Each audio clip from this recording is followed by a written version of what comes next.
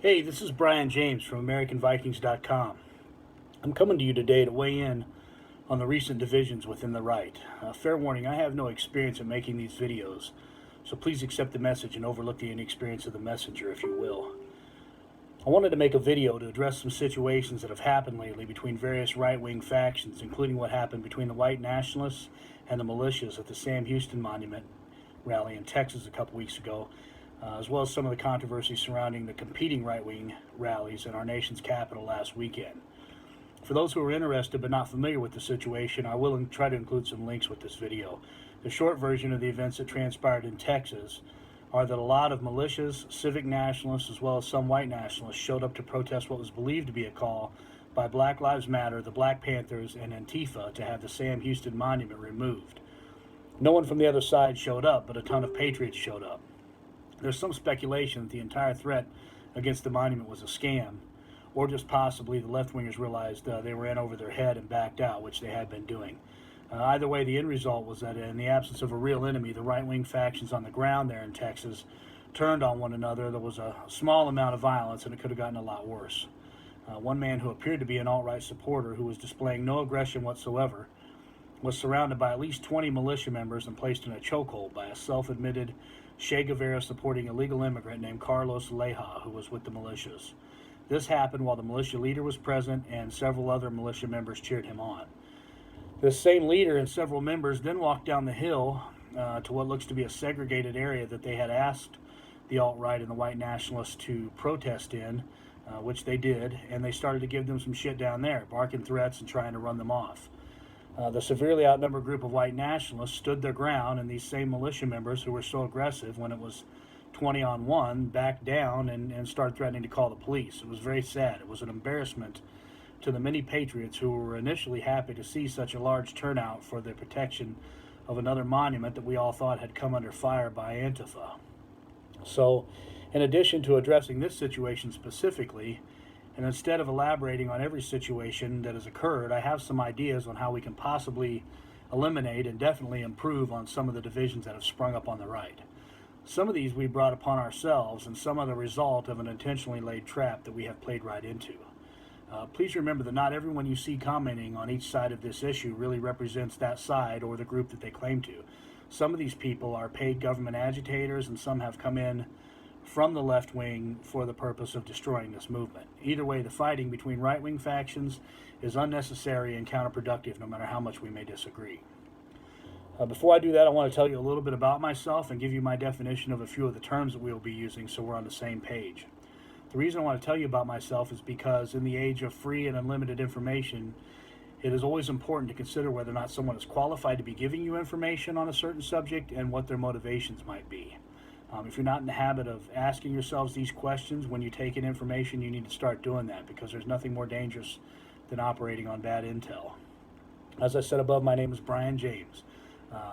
My name is spelled funny, B-R-I-E-N. If you Google me and start digging around, you'll be able to read for a few hours about what a horrible, racist, violent shithead the left wing says I am. I spent over 20 years in the white nationalist movement, most of that time in some sort of leadership position of one skinhead crew or another. I founded and ran some of the most extreme white nationalist gangs in America. I don't want to get into too many details, but I have lived a full life. I've been in serious trouble with the law. Every left-wing fundraising organization in America has written about me several times.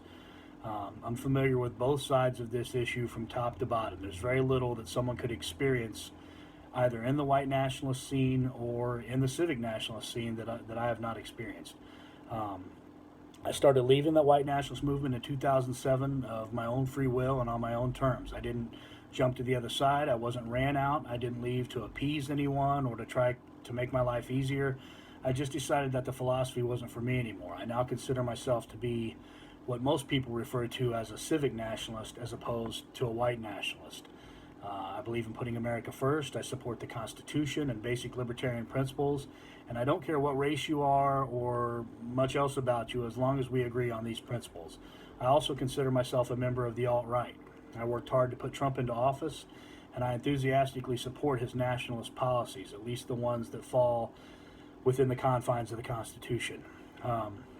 Now, in the civic nationalist groups that I'm involved in, we refer to It is American constitutional nationalism. So when I say that, just know that I mean civic nationalism, if that is what you're used to calling it. As with my history in the white nationalist movement, I'm now very active in some leadership positions in the American constitutional nationalist movement. I'm a founder of a right-leaning libertarian political think tank called the Sons and Daughters of Liberty. I'm a vice president of the Indiana chapter of the American Guard, and I am the Indiana State Representative for the Proud Boys and the Fraternal Order of Alt Knights.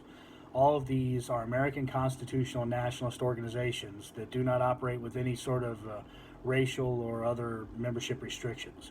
I don't feel that any of this gives me any special authority to speak on this subject, but it does give me a unique ground zero perspective on the situation, and telling you all of this will help you to begin to assess both my qualifications and motives for speaking to you.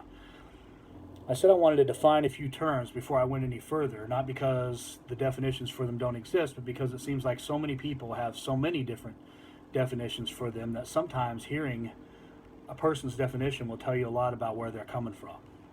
The key factions at play here in what we are talking about are called the alt-right, the white nationalists, and the American constitutional nationalists or civic nationalists. In my opinion, the term alt-right applies to anyone not on the left who doesn't trust or fully agree with the mainstream Republican Party. This includes right-leaning libertarians. The modern progressive left has a very specific, rigid, and well-known set of requirements to be a part of their agenda. In my opinion, a lot of this is based on a culture of victimization hierarchy and entitlement, or what we call cultural Marxism. They accept little to no deviation, and they are very intolerant of any dissent in the ranks. This has opened the right up to far more of the general public than what we have seen during any part of my lifetime.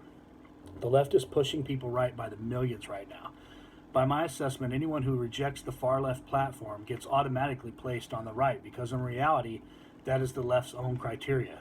Anyone who moves right and doesn't buy into the Republican platform, in total, is on the alt-right. I could go further into why so many of us ended up alt-right, but to each his own. People are coming here by the droves every day. The next term I want to identify is an American constitutional nationalist.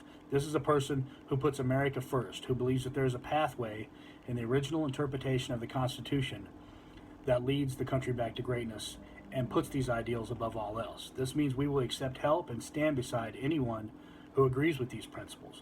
Race, religion, and other factors come secondary to the core principles, regardless of our personal beliefs and preferences. The last term to define is white nationalism. A white nationalist simply adds race into the equation. This can run the spectrum from someone who believes exactly like the nationalists above, but is merely concerned that the white race isn't being treated fairly, to someone who calls themselves a white nationalist, but is not even really an American nationalist at all due to allegiances to National Socialism or support for activities that would contradict the Constitution. In my opinion, all of these groups fall under the alt-right banner, with the exception of the National Socialists and a small minority of people like the militia types we witnessed in the video, who apparently believe that the state is on their side, and that if they, like mainstream Republicans, try hard enough to denounce racism, people will stop calling them racist. That's not going to happen. It's just as foolish for the civic nationalists to try and appease or convince the left as it is for the white nationalists to turn away good patriotic citizens who are willing to bleed in the streets beside them due to the color of their skin or any other reason. I see this attempt to apologize or appease our enemies as the root problem from the civic nationalists, and honestly, the biggest problem from the white nationalists is trying to bring a racially exclusive message to events organized by people who have other goals in mind. It's always been done in the white nationalist movement. I did it when I was in there, and I recognize it's still going on. They see momentum and they try to latch on to it regardless of whether or not they're welcome. And when they are told they're not welcome, they start attacking people.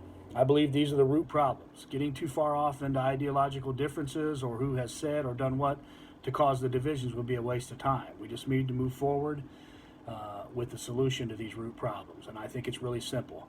We divide the right-wing events into three categories. One category being white nationalist events, another category being American constitutional nationalist events, and then a third category that gets labeled all nationalists welcome. We attach these clarifications to every event up front. If it is stated in advance, then it shouldn't be an insult to anyone. I agree with the white nationalist leader in the Texas video when he tells the militia leader that no one is going to tell him where him and his people can and can't go. Under the same circumstances, I would have reacted the same way.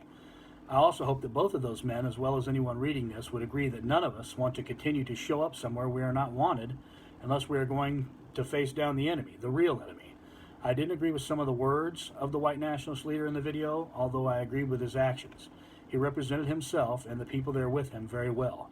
Technically, I would be on the same side, politically, as the militia leader in this debate, but I don't agree with his actions at all.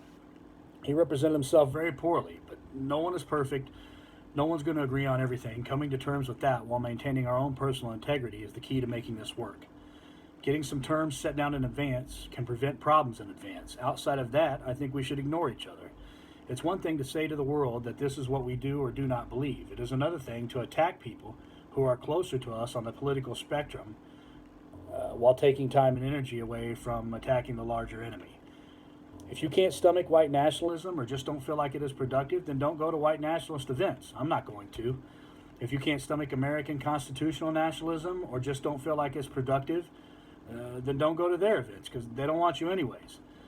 If you list an event as being open to all nationalists, then stand with every nationalist that shows up and tell the left and the media and all of our real enemies to fuck off. If you're a civic nationalist, tell the cucks who blast you for standing with the racists to fuck off. If you're a white nationalist, tell the purists who blast you for standing with black and Hispanic and Jewish and gay patriots to fuck off. Tell them you're doing what you believe in and that they can either help or shut up. These are your real enemies just as much as the left, the people who criticize and divide from the sidelines. This isn't a game.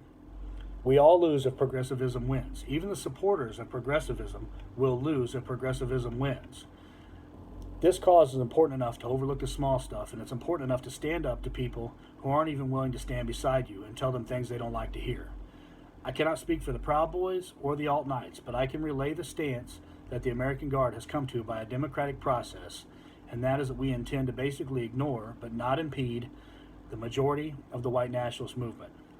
Our members can choose to attend or not attend their events. We will not be inviting them to our events for the most part, or asking for their help, and the ones who do come and choose to come as friends or supporters will come with the understanding that they are there to support whatever cause we are working on and not to promote separate agendas. The exception to this rule comes into play when we are talking about the National Socialists within the white nationalist movement, or any group or individual that is against the Constitution, the free market, the American system of government created by our forefathers, or traditional Western culture. We will not associate with these people, and we will be speaking out against them as passionately as we speak out against traitors and socialists from the left. We do not even consider these people part of the right. I wish you all the best. I've spent my entire life engaged in the battles against globalism and the enemies of Western culture. For the first time in my life, we are absolutely winning. Let's not fuck this up.